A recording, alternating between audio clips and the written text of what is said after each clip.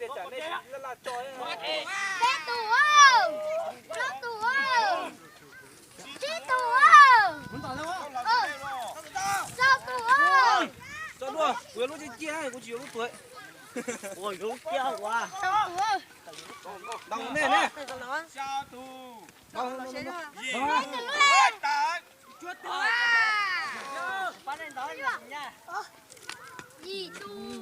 Tà. Tà.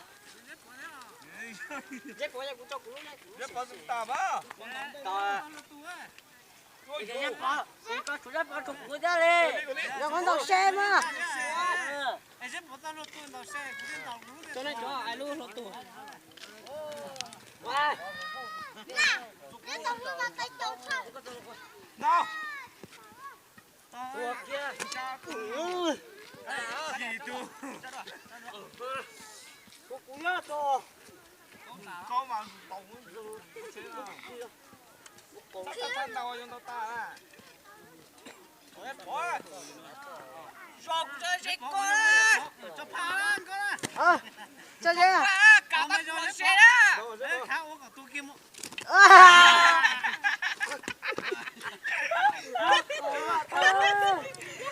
Cho cả tay cho xe nữa à. Thế thôi. Đúng rồi cho sao.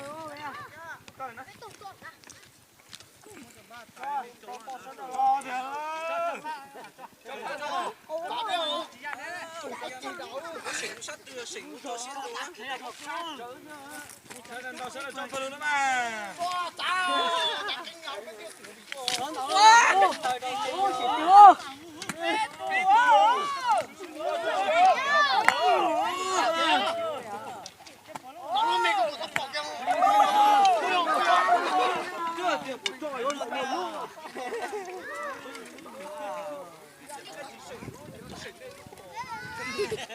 Nhặt ít xỉ lên. Nhặt ít.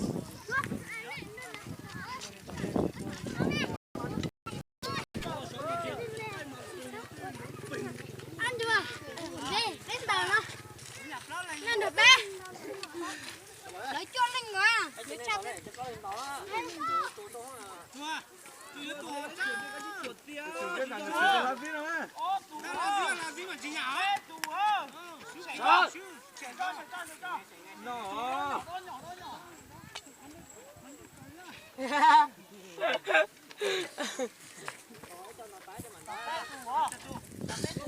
Em mà nói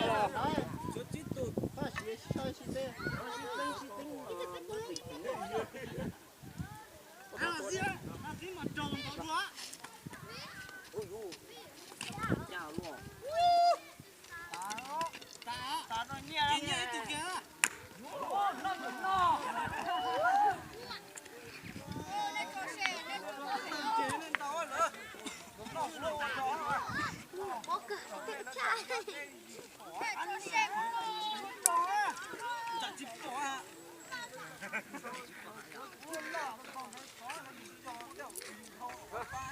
Cắn có cái cắn à.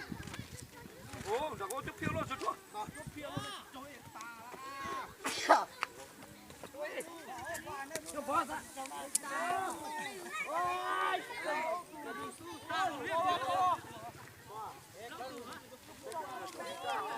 Dạ, to luôn nó lòi, còn tao nha. nó xinh lắm cô.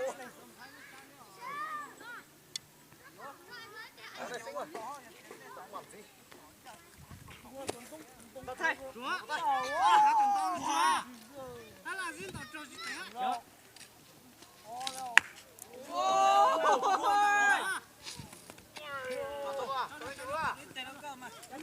Chỗ lo cho trời chị sẽ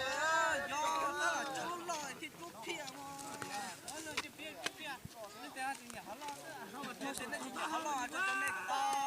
để không bỏ lỡ những video hấp dẫn.